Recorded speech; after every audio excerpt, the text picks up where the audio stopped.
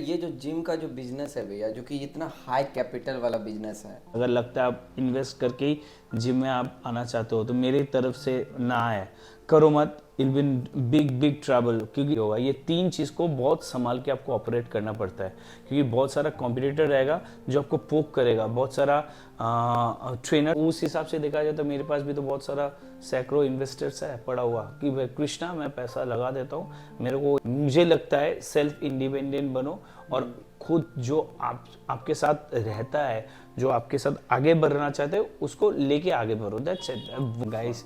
Fund आपके पास कम से कम 3 महीना 2 महीने का फंड आप सेविंग्स में रखो। टीनेज लोग हैं, कुछ भी कपड़ा पहन के आता है उसमें रेस्ट्रिक्टेड करता हूँ। जिम करने आता हो जिम का ड्रेस पहनो, उल्टा सीधा जिम का ड्रेस पहनो। कंपटीशन सब बिजनेस में है, कम ज़्यादा करके कंपटीशन है सब बिजनेस में।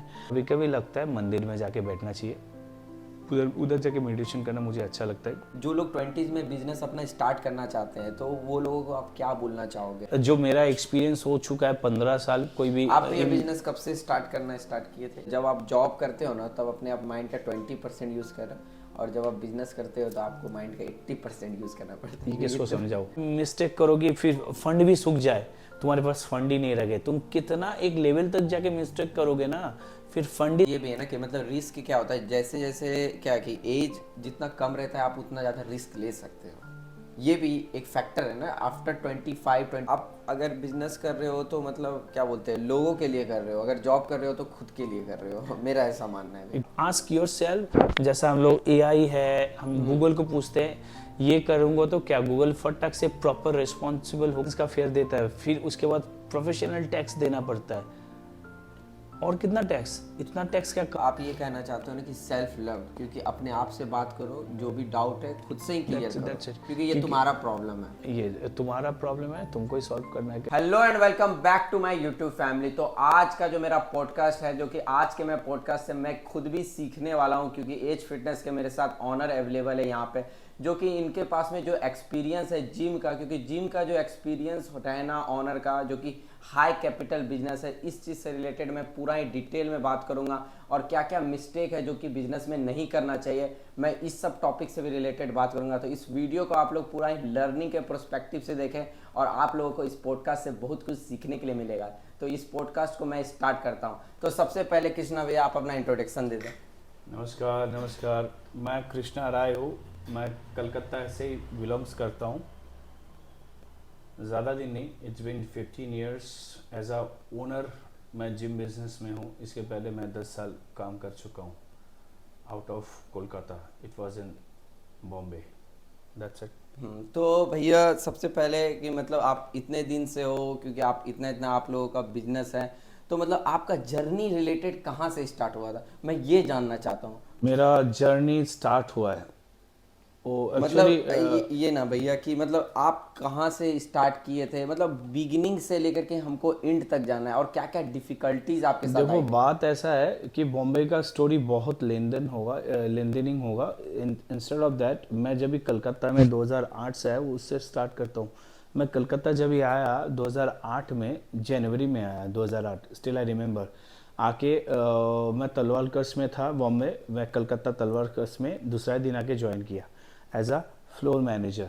उसके बाद काम करते करते करते करते मेरी मम्मी का तबीयत अचानक 8 महीने बाद ख़राब हुआ, तो हॉस्पिटल वगैरह ये सब करते हुए और 2-3 महीना निकल गया। उसके बाद मम्मी ने खुद बोली कि देख तू दूर में मत जाके काम कर, तू घर के सामने जो भी करना है कर।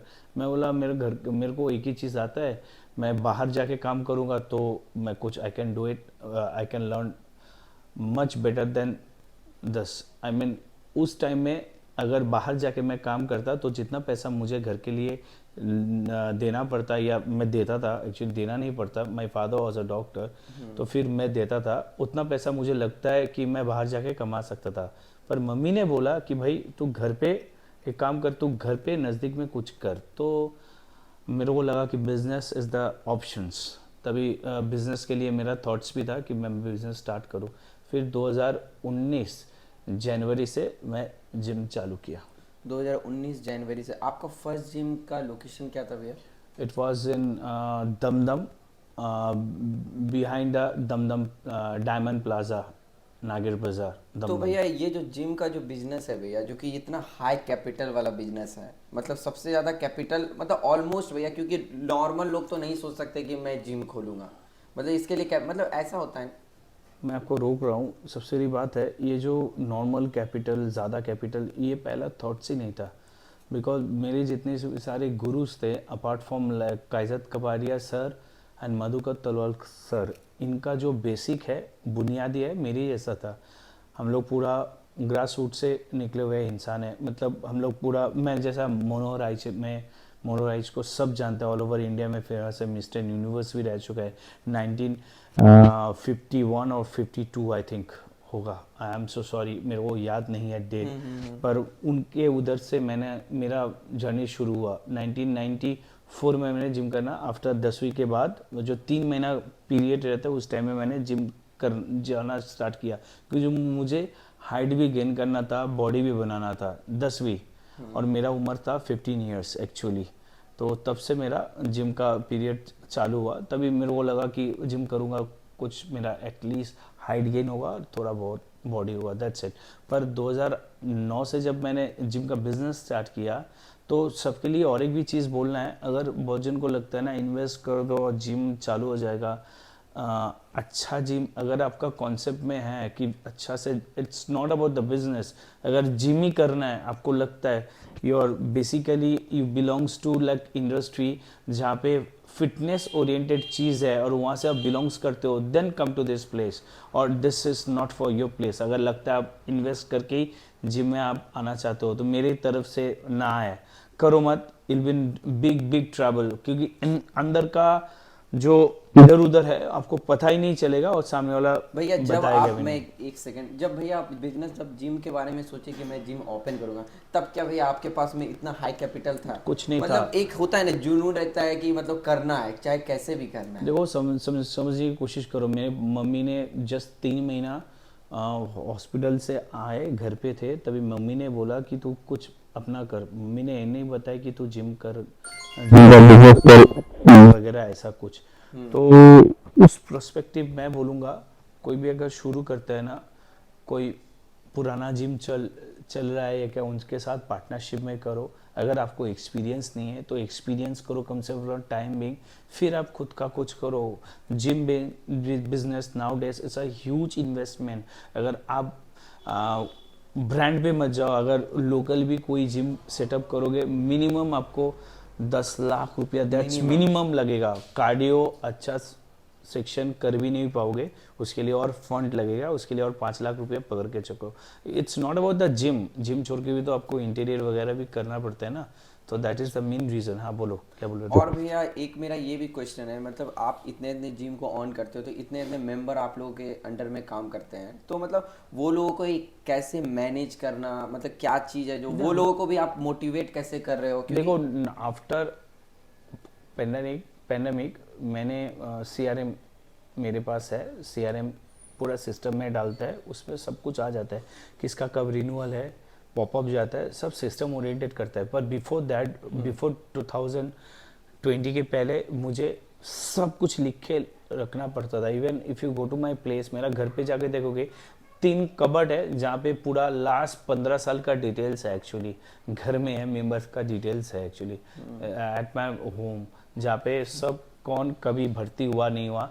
एक्चुअली बेसिकली क्या है, ये एज फिटनेस ऐसा ही पहले नहीं है, मैनुअली, मतलब मैनुअली, होता अभी भी करते हैं। मैनुअली चलता है, एक साइज में अभी भी रखता हूँ। सिस्टम तो सिस्टम का काम करता है, मैनुअल का हम लोग करते हैं। इट्स नीडेड, मेरे को लगता है बहुत टाइम में मेरे को सिस्टम से भी नहीं मिलेगा, तो मैंने मैनुअल बैकअप है, दैट्स द मेन रीजंस। बोलो। तो भैया आपको मतलब अभी मैनुअल और ऑटो करने में मतलब क्या डिफरेंसेस क्या लगता है दोनों में? मतलब आपके दोनों ही पास चाहिए एक्चुअली, आज की दोनों ही तारीख में चाहिए। दोनों ही चाहिए, क्योंकि सब डिजिटलाइज्ड हो चुका है। अभी आप सोचते हैं मैनुअल करोगे, not going to happens, because because crowd आ रहा है।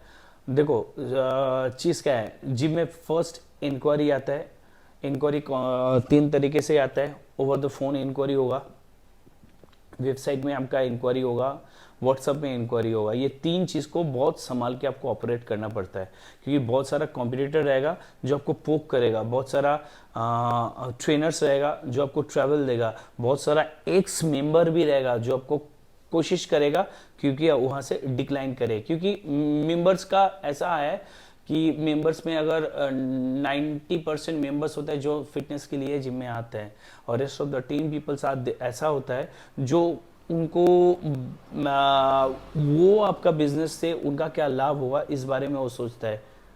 दिस एक्चुअली मेजर प्रॉब्लम है फिटनेस इंडस्ट्री में, क्योंकि ये लोग इतना घुल मिल जाता है, उसके बाद उनको लगता है they can manage, they can cope up कर सकता है। वो लोग अगर कभी उनको जिम खोलना रहेगा तो उनको टिप्स मिलकर वो खोल सकता है।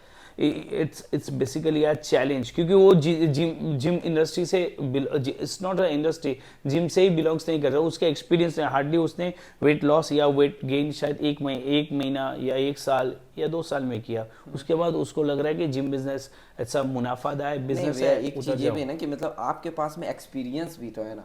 आप जो देखो, लोग आए क्विक सोचेंगे कि मैं क्विक कर लूंगा, तो ये तो पॉसिबल देखो एक उस हिसाब से देखा जाए तो मेरे पास भी तो बहुत सारा सैकड़ों इन्वेस्टर्स है पड़ा हुआ कि भाई कृष्णा मैं पैसा लगा देता हूँ, मेरे को इतना नहीं है भाई, साल में तू मेरे को 15% दे दे, जो मैं बैंक से मिलता है 12% 10%, वैसा दे दे। मैं बोला भाई मैं आपको जानूँ ना जानूँ, मैं क्यों पैसा दूँ, सीधी सी बात है, मेरे को चाहिए ही नहीं। आई एम हैप्पी विथ मेरे, भले कैसा भी कंडीशंस रहे, आई डोंट नीड इट।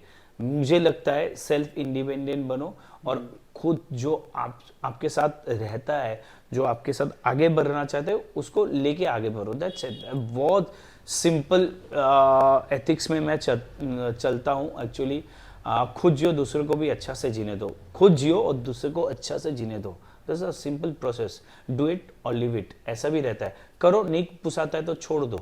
मेरा हिसाब है, अगर आप मेरे साथ कर सकते हो कोई भी काम या बिजनेस, कुछ भी करो अच्छा से, अगर नहीं पुसाता यू कैन लीव, भैया, आई कैन आपका लीव। अभी तक का सबसे टफेस्ट चैलेंजेस क्या आया है लॉकडाउन, लॉकडाउन में ना? Lockdown and my father expire 2021 actually. मैं सबको ही बोलता हूँ, बहुत जन को मालूम है, before the pandemic it was zero, मेरे पास कोई भी लोन नहीं था। After second lockdown, actually first lockdown and second lockdown, it's huge huge huge, but wish सब आप सबका मदद से शायद 50% कम कर चुका हूँ ये 2-2.5 सालों में शायद। कोविड में भैया आप अपने स्टाफ सब वगैरह को कैसे मैनेज किया? अगर मान देखो, लेते ऐसा कभी कुछ इंसिडेंट होता है, तो इसके लिए अगर आप लोग क्या बोलोगे कि जो भी जिम ऑनर भी देख रहे हैं, तो क्या सेफर साइड के लिए क्या रखें? तो देखो सेफर साइड एक ही रहता, रखना चाहिए इंसान को, फंड।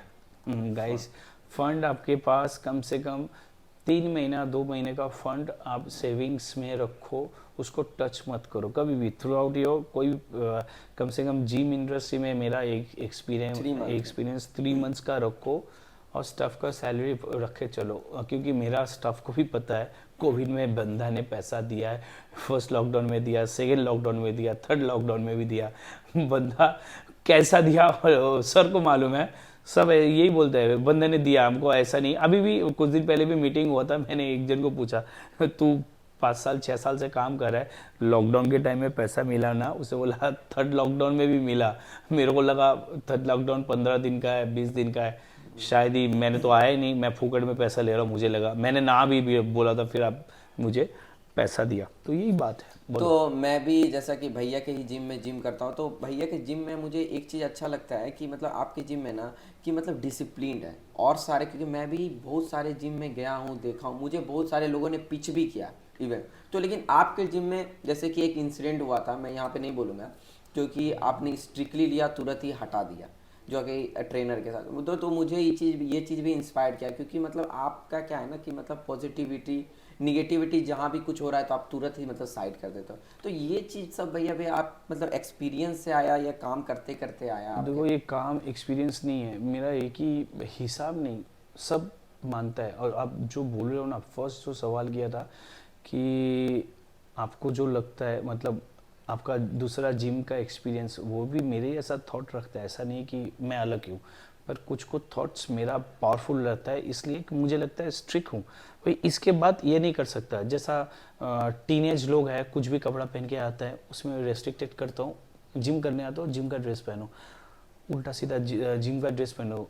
इंसान का फोकस डाइवर्शन होता है। अगर कोई लड़का या लड़की कुछ भी कपड़ा पहन के आ गया, गाना जोर से बजा रहा है, कुछ भी कर रहा है, तो उसको हम लोग जाके प्यार से बोलते हैं भाई ये करो मत, ये it's not about you paying, people around you also they are paying, उनको भी डिस्टर्ब मत करो। आपको क्या हो रहा है पता नहीं, that's okay for us, but the thing is अगर दूसरे को डिस्टर्ब करते हो तो उसमें हम उनके साइड से बोलेंगे, शायद आपको वो बोल भी नहीं पाएगा। दैट्स अ मेन रीज़न, यही मीन है। और एक बात है लास्ट में जो आपने बोला, मुद्दा उठाया कि शॉर्ट लिस्ट है, it's not about the trainer.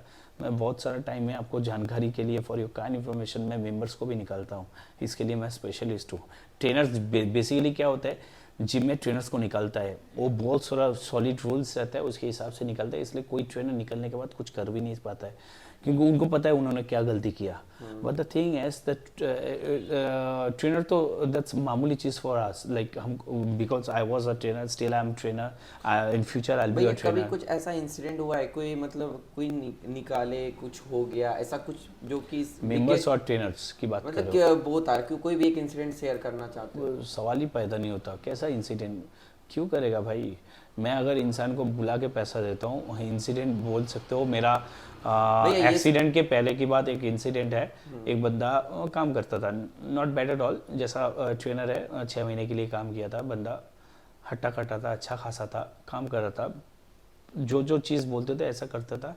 वो घर पे रह के ही काम करता था। मैंने उसको रूम दिया था, इट वाज आफ्टर मेरा एक्सीडेंट के पहले ही मैंने उसको, I remove him.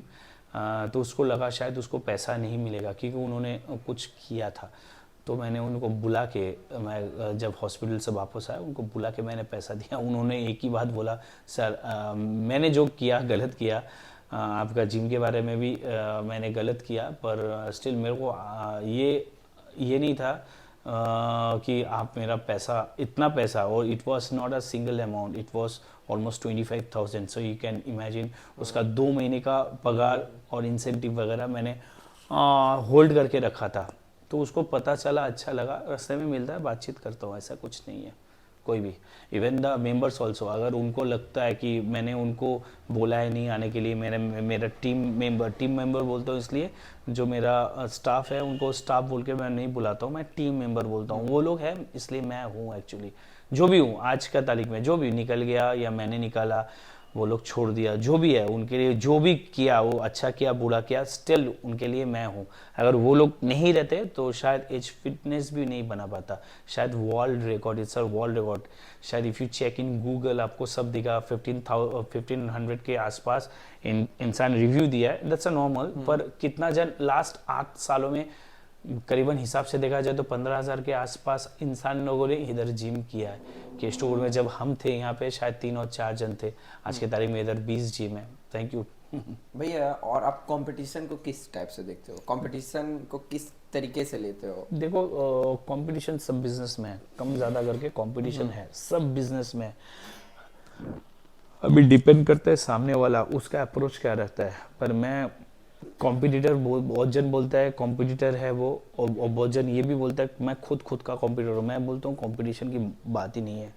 We are a teacher, we teaches people, that's it. इस पे कंपटीशन क्या आता है, मैं अच्छा सिखाऊंगा, घूम फिर के मेरे ही पास आता है। अगर वो लोग वापस आता है, आई एम ब्लेस्ड, दम से इतना दूर दूर से, फिर एयरपोर्ट से, यहाँ से कम 10 किलोमीटर एरिया से 10, 20, 15 जन आता है। और सबसे बड़ी बात है, जो उम्र का वो लोग आता है, दमदम में वो लोग करते थे, जैसा डॉक्टर आता है, he was around 72 years old.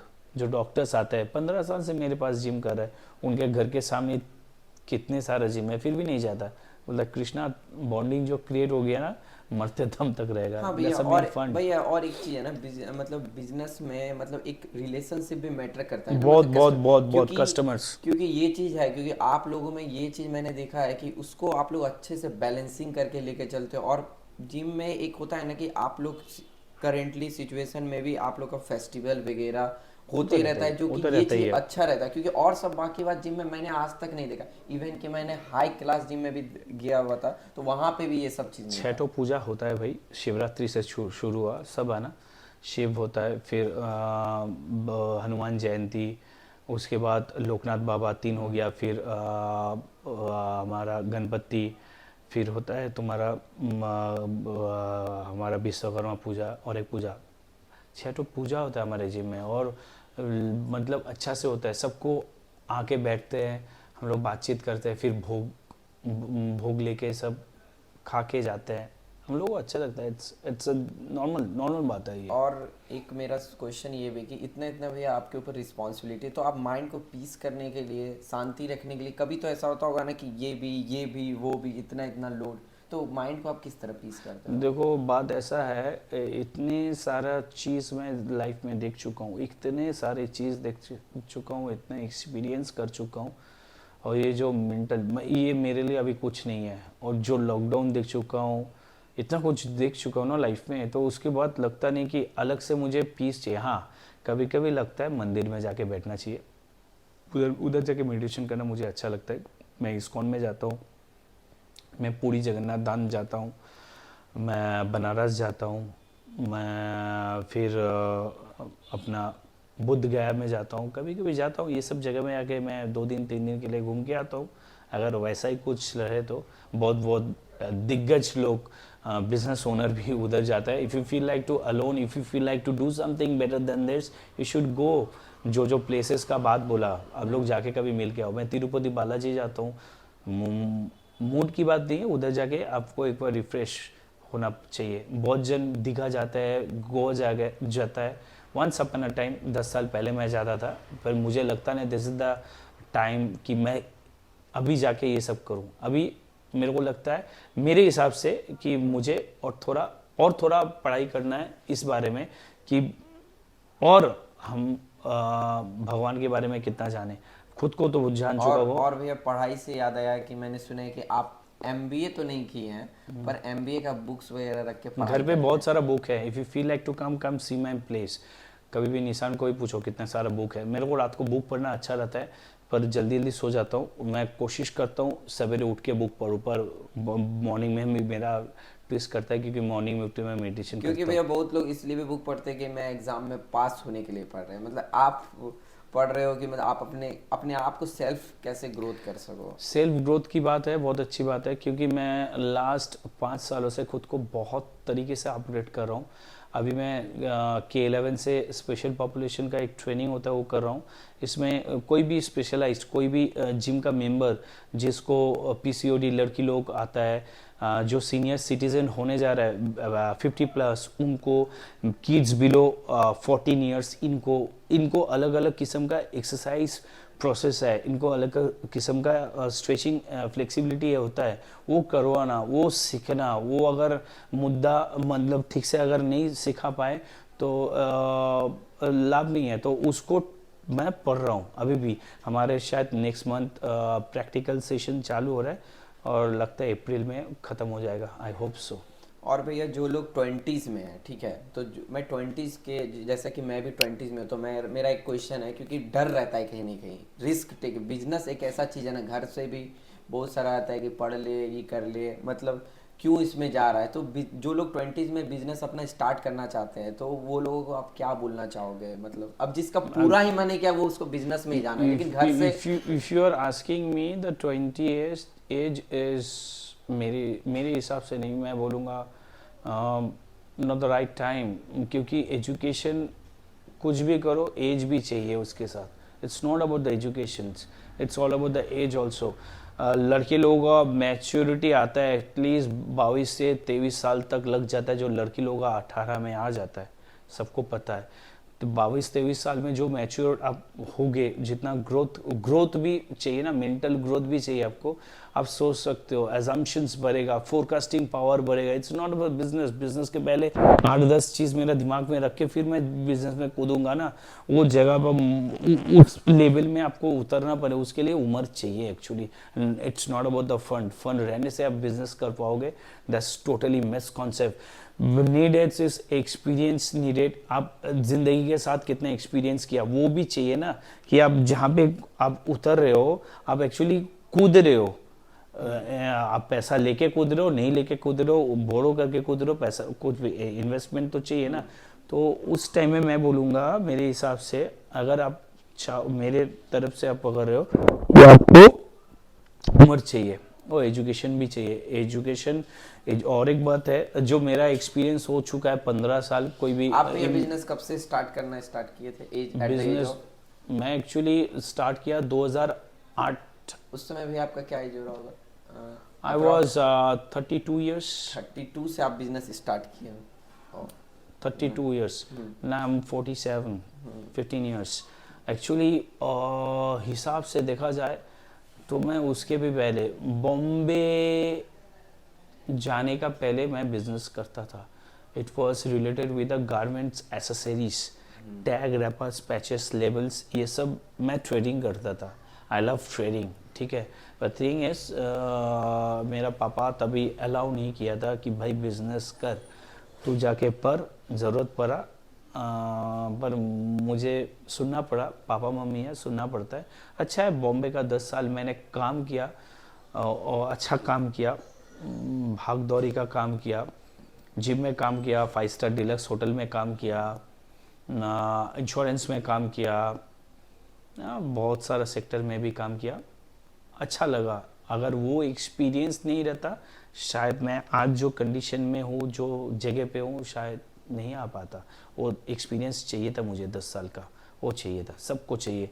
थोड़ा बहुत एक्सपीरियंस करके फिर बिजनेस करना, that's a best best best thing. And if you want to learn from my side, मेरा वर्ड्स सुन लो, थोड़ा एक्सपीरियंस करो, बिजनेस में एक्सपीरियंस करो, फिर कूदो, नहीं तो मत कूदो।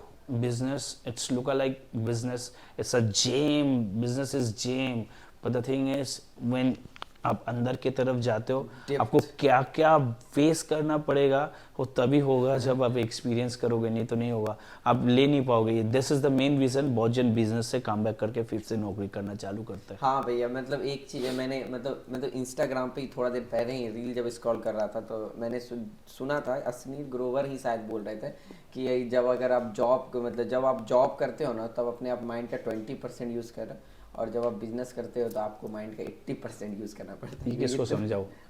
ये किसको समझाओ? हमको मालूम है ना। मेरे साथ जो रहती है वो पूछती है, अरे सारा दिन ये क्या सोचता रहता है, टीवी तो देखता नहीं है, कभी तो पढ़ाई भी नहीं करता, कभी कभी फोन भी नहीं रखता। मैं बोलता हूँ भाई मेरे को सोचने दो ना। आई एम आस्किंग यू, अगर कोई आपका हम सफ़र है उसको बोलो, लड़का हो चाहे लड़की हो, फ्रॉम माय पर्सपेक्टिव मैं बोलता हूँ let me sit and think, मतलब थिंक, खाली think. I am like yes, I needed time for myself कि मैं सोचूं, let me think. Thinking is ability होना चाहिए, that's our ability to growth yourself. If you think more and more it will definitely, you should try. बोलो। और early as में जो जो लोग स्टार्ट कर रहे हैं तो वो लोगों को क्या क्या मिस्टेक्स है जो नहीं करना चाहिए, आप क्या सजेशन देना चाहोगे कि वो ये चीज़ मिस्टेक नहीं करे, तो मतलब लर्न फ्रॉम मिस्टेक? देखो मिस्टेक करेगा ही, अगर मिस्टेक नहीं करोगे तो सीखोगे नहीं, सीधी सी बात है। पर इतना भी मिस्टेक मत करो जिसके लिए तुम अब फिर से काम पे लग जाओ। कोई भी ऐसा मिस्टेक करो जो सीखने को मिलेगा। बहुत जन बोलते हैं ना गलती होने से ही तो सीखता है, ये भी सच है। पर इतना मिस्टेक करोगे फिर फंड भी सूख जाए, तुम्हारे पास फंड ही नहीं रहे, तुम कितना एक लेवल तक जाके मिस्टेक करोगे ना, फिर फंड ही सूख जाएगा। तुम 10 जगह से फंड लिया, तुम 10 जगह पर पूरा ब्लॉक हो चुके हो, फिर तुमको फंड का आवश्यकता होता है, फिर तुम फंड जुगाड़ भी नहीं कर पाते हो। तुम्हारा बाजू वाला, तुम्हारा घर वाला, तुम्हारा पड़ोस वाला जो तुमको जानता है, रेस्पेक्ट करता है, कल को बोलता है अरे यार कोई आता है उससे पैसा मांगता है, अच्छा नहीं दिखेगा ना। तो फंड मैनेजमेंट करो। सबसे बड़ी बात है, तुम सवाल मुझे इस बारे में भी करना चाहिए, when you are asking me कि बिजनेस करना चाहता है 20 साल, पहला रिस्क मैनेजमेंट लेके पढ़ो गाइस। रिस्क लेके पढ़ो। I am the risk taker, मुझे मालूम है। और भैया एक चीज ये भी है ना कि मतलब रिस्क क्या होता है, जैसे जैसे क्या कि एज जितना कम रहता है आप उतना ज़्यादा रिस्क ले सकते हो, ये भी एक फैक्टर है ना। आफ्टर 25 24 रिस्क टेकिंग एबिलिटी भी था भैया, क्योंकि मैं एक और पॉडकास्ट देख रहा था जिसमें कि 30s के बिलियनर और 30s बिलियनर थे और 50s के बिलियनर थे, एबव 50 और एबव 30 के थे। वो लोग में डिबेट चल रहा था, तो वो लोगों से पूछा क्वेश्चन कि आप लोगों का सबसे ज़्यादा इन्वेस्टमेंट किस चीज़ में है। तो जो 30s वाले बिलियनर थे वो लोगों ने बोला कि मेरा सबसे ज़्यादा इन्वेस्टमेंट था इक्विटी में, मोर देन 70% था। और जो 50s वाले बिलियनर थे, एबव 50 वाले, तो वो लोगों का इन्वेस्टमेंट था रियल एस्टेट, गोल्ड, 70%। तो मतलब आपके ऊपर रिस्पॉन्सिबिलिटी भी तो बढ़ जाती है ना आपके फैमिली की, तो फिर आपका मतलब क्या बोलते हैं कि आप एसेट्स क्लास में जाने लगते हो, मतलब लो रिस्क लो रिटर्न पे जाने लगते हो। देखो लाइफस्टाइल उस हिसाब से भी ना, और एक भी हिसाब से होता है। 3 4 5 सेगमेंट होता है। अगर मैं पैसा कमाने लगा, फर्स्ट मैं रहने के लिए जगह खोजूंगा, अच्छा से खोजूंगा, मेरा घर का सामान वगैरह ठीक होगा, मेरा खाना पीना ठीक होगा, और डेली मेरा रिक्वायरमेंट होगा, ये नॉर्मल। फिर इफ़ यू आर मैरिड और तुम्हारा गर्लफ्रेंड है, वो भी उस स्लैब में आता है, वो रिक्वायरमेंट चाहिए। ये रिक्वायरमेंट बहुत वाइटल क्रूशियल रिक्वायरमेंट होता है। इंसान बोलता है टॉप लेवल में जाके, जहाँ पे इंसान can give money to anyone. अगर किसी को चैरिटी करता है, वो एकदम टॉप लेवल में जाता है। कोई भी जब ग्रोथ करता है, टॉप लेवल में जाके चैरिटी करता है, एक्चुअली बेसिकली उसी लेवल में जाता है। पर द थिंग इज, जो लोअर लेवल में जाता है ना, जो रिक्वायरमेंट, जो एसेंशियल्स चीज़ें चाहिए हमको रहने के लिए, आने जाने के लिए, मोबाइल के लिए, अच्छा थोड़ा नॉर्मल शानदार लिविंग, अगर आप इफ़ यू आर अर्निंग, अगर अच्छा खासा कमा रहे हो, फिर ये लेते। पर ये बेसिक लेवल में ही प्रॉब्लम होता है। कुछ भी चीज़ अगर ये बेसिक लेवल में आपको नहीं मिला, तो इंसान को मर्डर भी कर सकता है। इट्स लाइक दैट, शायद तुमने सुना कि नहीं। ये लोअर लेवल में इंसान अगर इस टाइम में सब उसको प्रॉपर मिला, सब कुछ मिल गया, तो वो और 5 स्टेज को पकड़ पाएगा। This is the man. इसके बाद आता है, आपने बोला ना अभी, इन्वेस्टमेंट। वो इधर उधर इन्वेस्टमेंट तभी करेगा जब ये नीचे का लेवल अच्छा हो जाएगा। उसके बाद उसके ऊपर वाला लेवल इन्वेस्टमेंट में आएगा। इधर करो उधर करो, जहाँ पे जो जगह पे इन्वेस्ट करते हैं। आप मेरा ये क्वेश्चन है भैया, आप बेसिकली कहाँ पे इन्वेस्ट करते हो, मुझे ये भी जानना है। मतलब थोड़ा ही अमाउंट, कुछ भी अमाउंट होता है ना, जैसे बहुत लोग एसआईपी करते हैं। देखो मेरा इन्वेस्टमेंट बोल के जिम छोड़ के और कोई इन्वेस्टमेंट नहीं है। और एलआईसी वगैरह तो सबका ही रहता है, इंश्योरेंस वगैरह तो सबका रहता है, दैट्स इट। मैं जितना पैसा कमाता हूँ उसमें मेरा एक ही फंडा रहता है कि मैं नया जिम खोलूँ। जिम जितना, ऑब्वियसली जितना बिजनेस बढ़ेगा, ऑटोमेटिकली ग्रोथ बढ़ेगा। आपका ग्रोथ बढ़ेगा तो आपका उसका पाउंडेज बढ़ेगा। सीधी सी बात है, पाउंडेज बढ़ेगा तो पैसा बढ़ेगा, सीधी सी बात है। That's a normal thing.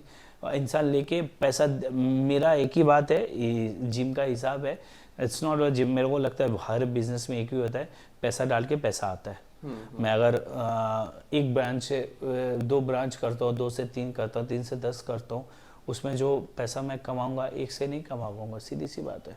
और सबसे बात है, मैं इंसान को काम भी दे रहा हूँ ना, 30 को 40 को 50 को रख रहा हूँ, ये भी बहुत बड़ी बात है। ये भी बात है ना भैया, अगर आप बिजनेस करते हो तो मतलब बहुत सारे एम्प्लॉयमेंट भी जनरेट हो जाते हैं। एग्जैक्टली। मैं इतना जन को काम देता हूँ, जनरेट होता है, which is good, not bad at all. समाज के लिए अच्छा है, सबके लिए अच्छा है, गवर्नमेंट के लिए भी अच्छा है। एग्जैक्टली। लोगों के मतलब, आप अगर बिजनेस कर रहे हो तो मतलब क्या बोलते हैं, लोगों के लिए कर रहे हो। अगर जॉब कर रहे हो तो खुद के लिए कर रहे हो। मेरा ऐसा मानना है। एग्जैक्टली, ये तो होता है, ये तो एग्जैक्टली होता है। लोगों के लिए नहीं करता हूँ मैं, खुद के लिए भी बिजनेस करता हूँ, ऐसा नहीं। मैं भी चाहता हूँ, पर ये चाहता हूँ मैं एक ऐसा इंडस्ट्री में हूँ जिस हेल्थी शरीर को लेके है, इंसान को अच्छा करता हूँ। जैसे कि मेरा पापा डॉक्टर थे, वो इंसान को अच्छा करते थे, सेम चीज़ मैं इंसान को अच्छा करता हूँ।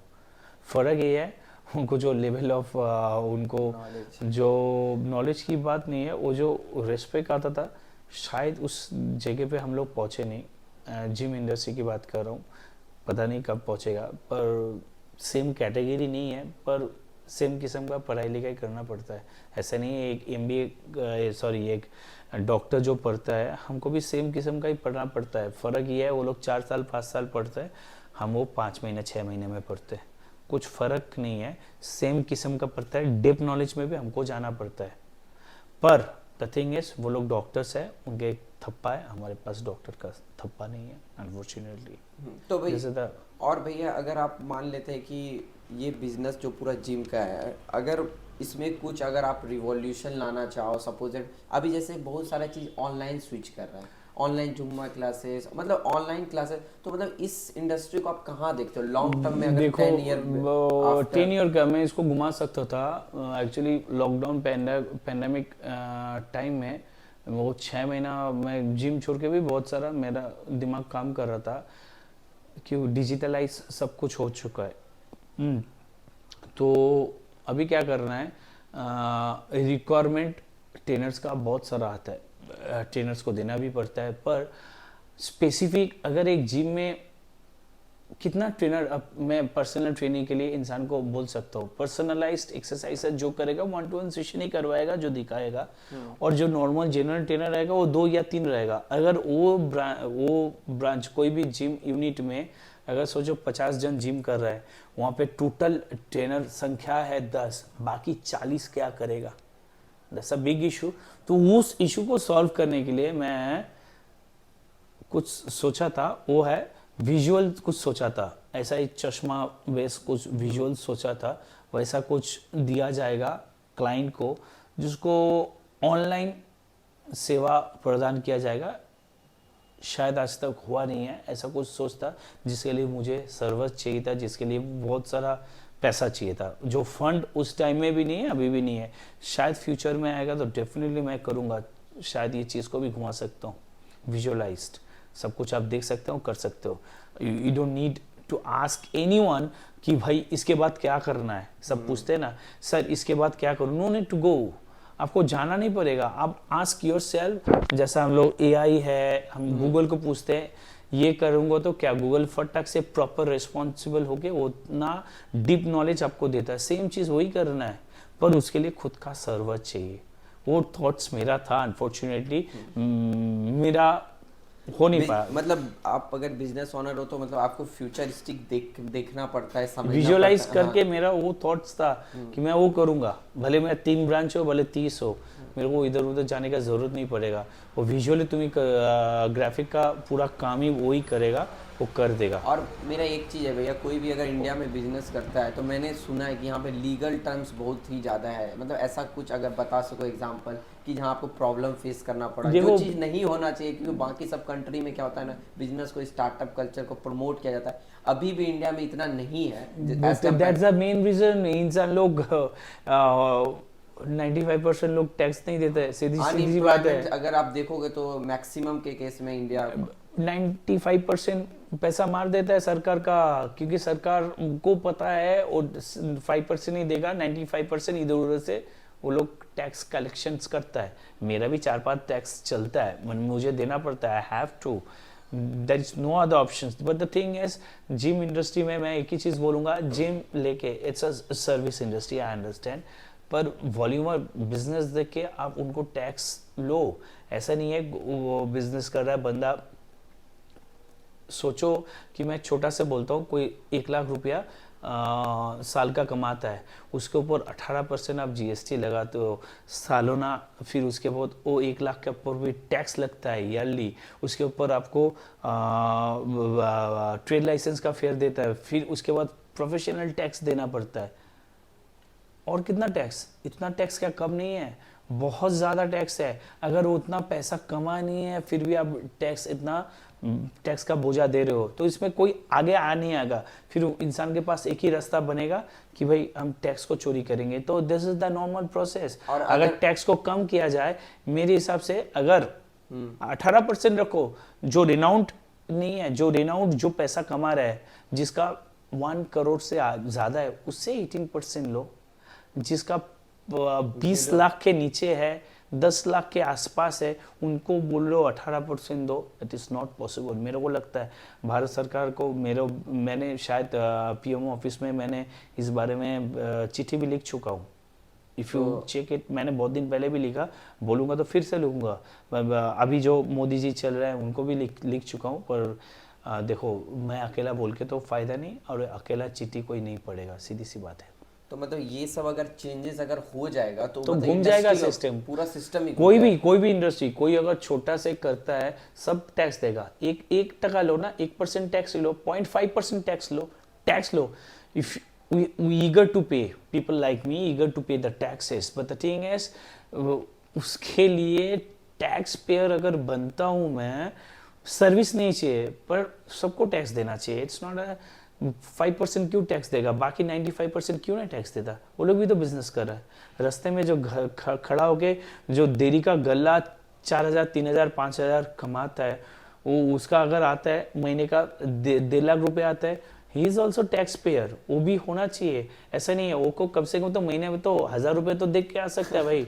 सीधी सी बात है, that's a true fact I am telling. उसके लिए कुछ करो। अगर वो बंदा 1,000 रुपए आपको टैक्स दे रहा है, उसको कुछ फैसिलिटी मुहैया करवाओ कि भाई हाँ एमएसएमई में उसको डालो, कुछ ऐसा प्रकल्प लाओ जैसा है मेरे को, जैसा जहाँ जहाँ से सरकारी खजाना से गवर्नमेंट से आप लोगों को कोई इस इंडस्ट्री को बेनिफिट, जैसे आपको टैक्स इतना पेमेंट करने के बाद होता है ना बेनिफिट्स। सरकार किस किस को देखेगा?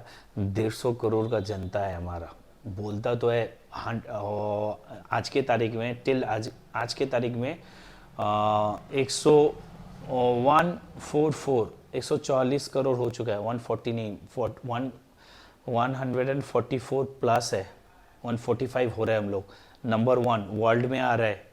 मैंने हम लोग 1 नंबर हो चुका है पॉपुलेशन के हिसाब से। इतना लोग अगर इतना पैसा टैक्स देगा, हम भूल रहे सब खर्चा स्मूथ हो जाएगा, पर इंसान टैक्स देता ही नहीं। कैसे देगा? अगर चोरी चमारी करता है, छोड़ो, दैट्स अ डिफरेंट इशू। वो लोग करते हैं बैठ के, कुछ कर भी नहीं सकता। सब टैक्स दो, अच्छा से रहो, अच्छा से बिंदास रहो। सब हम चाहते हैं, भारत का वासी सब चाहते हैं। बोलो।